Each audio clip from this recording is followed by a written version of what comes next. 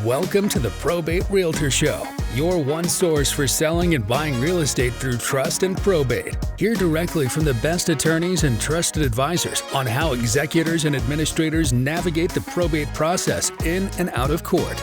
Being a personal representative or successor trustee can be a daunting task, and often beneficiaries don't have a clear plan. Let us help you make the right decision for your clients, your family, and your legacy. And now, here's your host, the probate realtor himself, Matias Baker Masucci.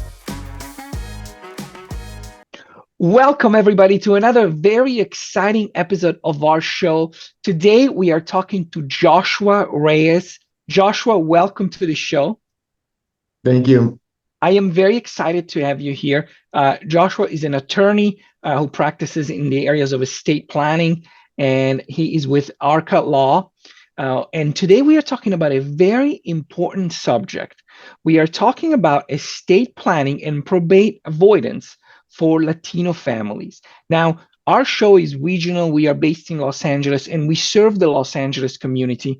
And I really strongly feel that the Latino community, the Spanish-speaking community, is greatly underserved. So I am so glad that we are tackling this subject today. So without further ado, Joshua, let me ask you a question about what are the unique challenges in your practice that you have encountered when it comes to estate planning and probate avoidance for Latino families.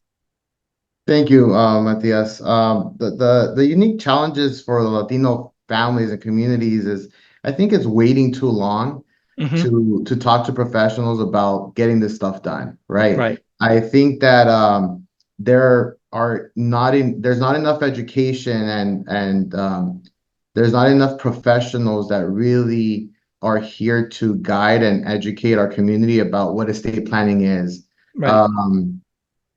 I think that I think the challenges too is not getting. I've touched it already. We're not going to people that are qualified to get the right. estate plans done. And I think culturally, it's because maybe the way that estate planning was done in our different countries, right? Whether you're in Mexico or just different parts of Latin America, there's different laws. So we don't educate ourselves about the current laws in California. I'm in California, so we have very particular laws when it comes to estate planning and inheritance and all those things. That is so true. Culture, it can definitely be a barrier. And I always say this example, I'm from Italy, and my grandfather was always saying, and I'll never forget that, he would say, I'm never going to do a will, because if I do a will, my kids are going to wish that I die. I mean, seriously, that was his mentality, which is crazy, because then when it did happen that he did die, I'm sure his wishes were not followed. So let's talk about, the language barrier, which is one thing that people will encounter.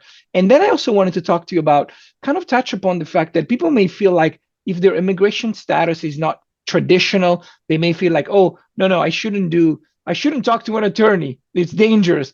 And I think that's something that is cultural. So let me address first the language barrier.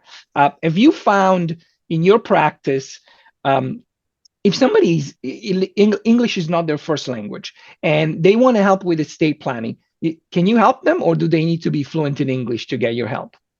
No, so that's one of the benefits of working with a Latino Spanish-speaking attorney, right? Because I speak your language in Spanish, okay? I think that Latino families they're more than qualified, and they have assets, and they have things that they have to protect, whether it's a home, a business.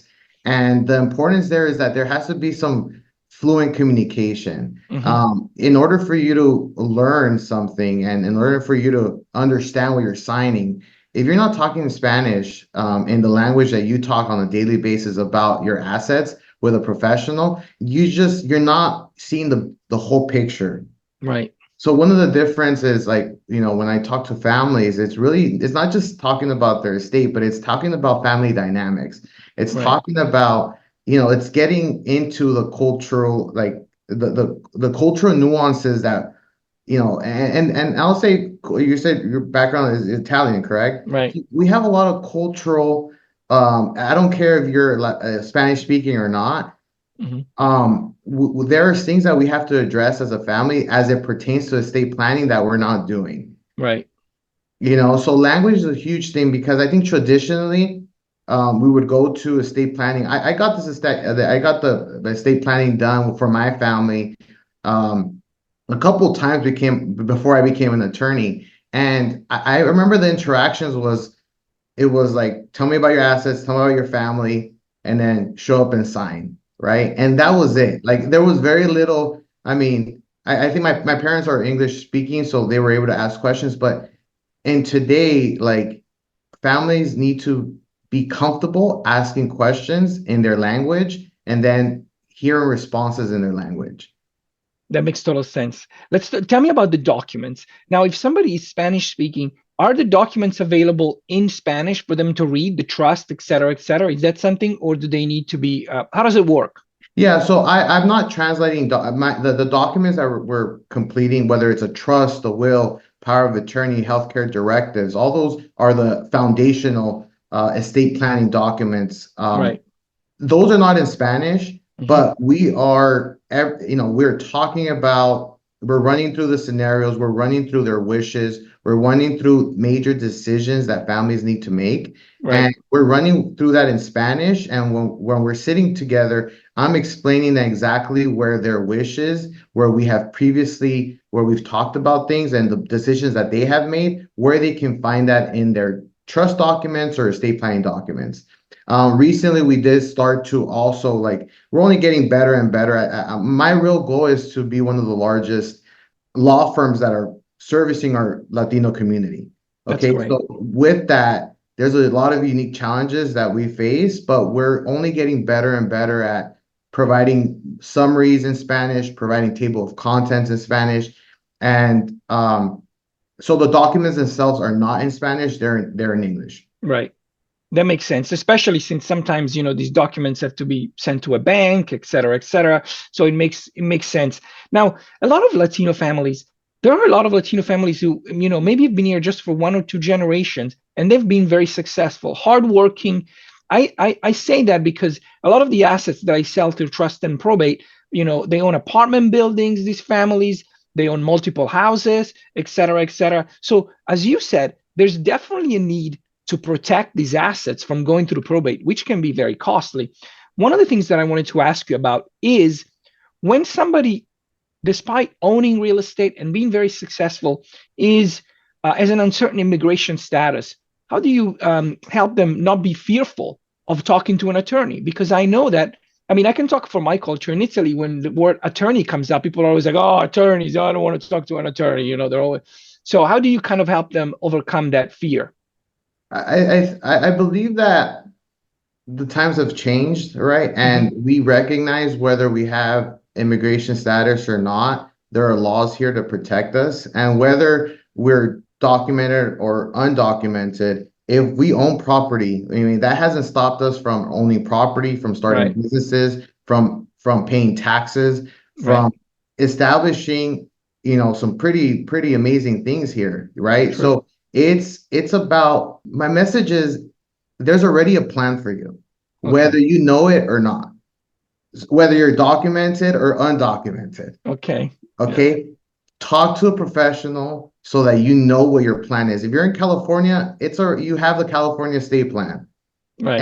And I'll talk to you, and that's part of the intake, right? When we get to understand a family, it's not just about your assets. Like I mentioned this briefly earlier, it's about your family, it's about your it's about understanding your immigration status, because do we have to start planning ahead for estate taxes? A lot of families right now with the estate taxes being at 24 million for a joint couple, maybe we won't have issues, but who knows? If there are things that we can address beforehand, that's the whole point. Let's start talking to professionals. And maybe you have a tax issue, maybe you don't have a tax issue. Those little details about your immigration status, they can really impact the types of taxes that you owe or not. That makes total sense. And the strategies that we can establish before that happens. Right. That makes sense. Now let's talk about the actual steps that a client that reaches out to you, who's within the Latino community, I guess that applies to anybody, not just the Latino community, but somebody that reaches out to you, what are the first steps that you take? How does your process work? How can somebody, say like, this is what I should expect when I reach out to Joshua? Our first step is getting organized, right? Okay. We can't help you if you don't know what you have.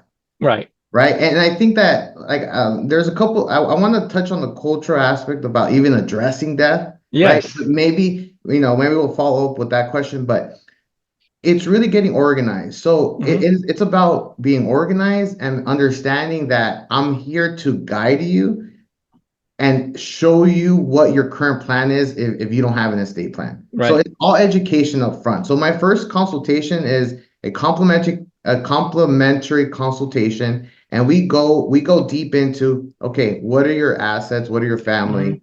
Getting to know about you. So the first step is getting organized, because if you don't know what you have, if your family doesn't know what you have, how can we protect it? Right. That And makes total sense. I think culturally, that's a big thing, because some people don't share with their spouse how much money they have in their account. Right.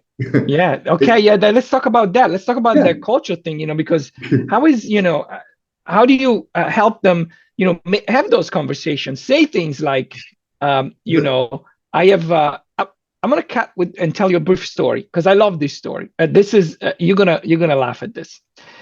Somebody that I knew a long time ago, this is like 15, 20 years ago, very, very lovely gentleman. And I know him personally, like a friendly, he was in construction, et cetera, et cetera. So I known him over the years because he had worked for a lot of my friends in real estate.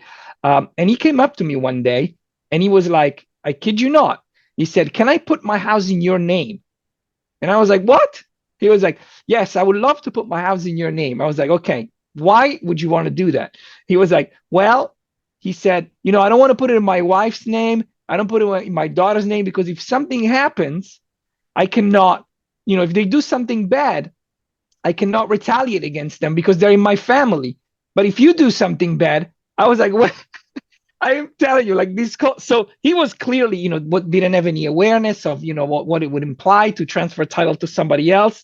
So I tried to guide him as best I could by saying, obviously, that's a silly idea to put your house in somebody else's name. But that is a cultural thing. There, he's thinking like, if I put it in my wife's name, if something happens, then she's not gonna. So how do you help this cultural, I guess, divide?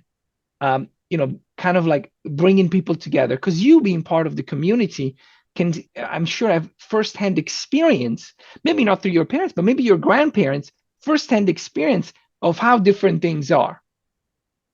I had no idea that when I was going to enter this legal field, I would be in the conversations that I am, in the rooms that I am, and talking about these types of topics. But I love it, and I think that the beginning is really it's education. It's education, because I think culturally we need to understand that if we don't talk about it, and if we don't plan for it, it's a guarantee that there's going to be a mess, and we might lose. We have to pay more money. We're going to lose things. So a lot of it is culturally is finding a way to, how do we talk about these subjects without involving the past traumas that we have encountered as a culture, as people, right? And a lot of times it's like it's guiding families to have conversations about it.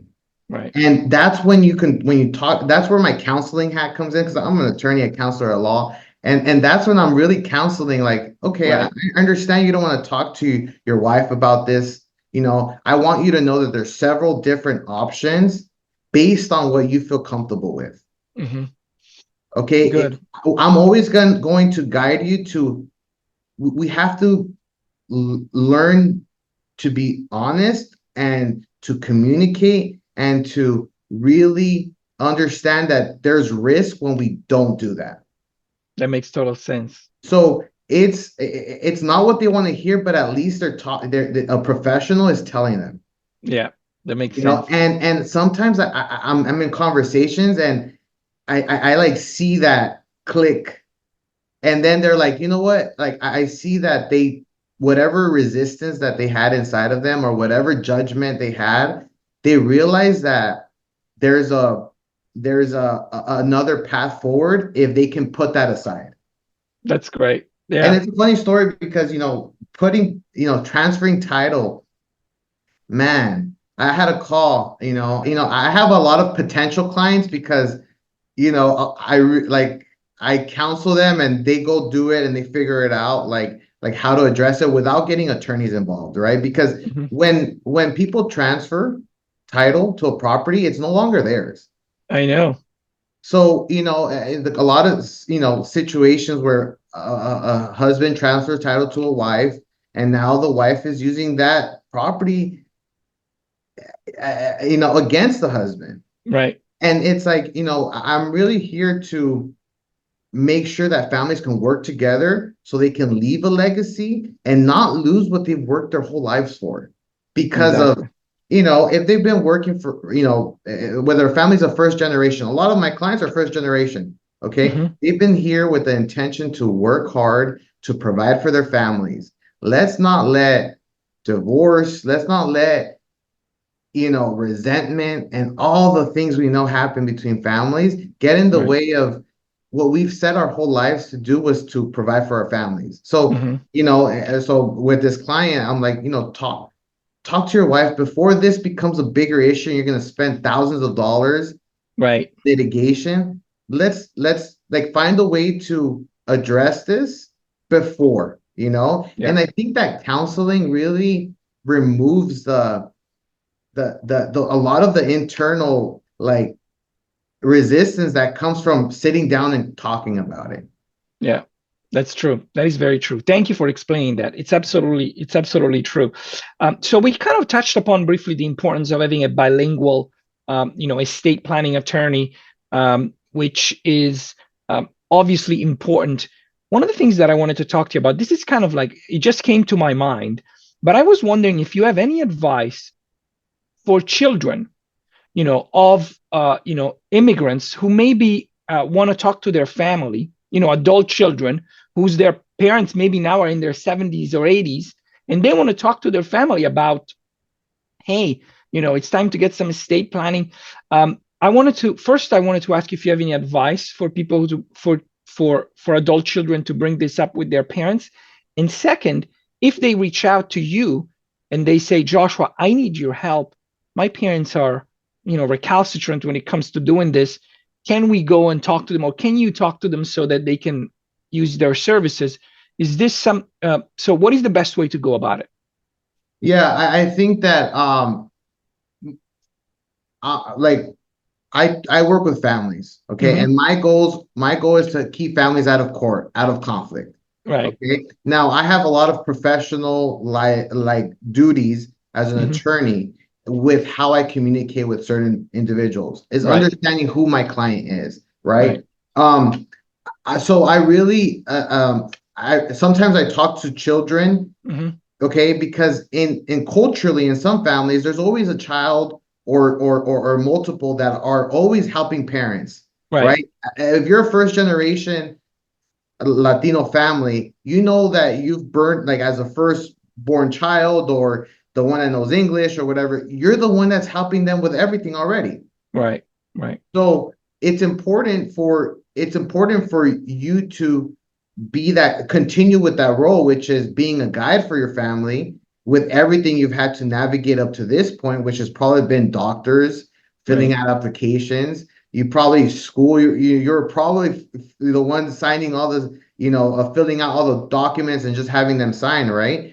Like there's so many ways that we've already fit this role within the family, but the importance here is if you do that with estate planning, it could potentially leave your family at risk, right? Because that's when, well, why was one child involved with the estate planning? Why wasn't, why wasn't the other sibling involved? Yes. So this is not something that you want to do the same, but you do want to finding ways to communicate to the whole family.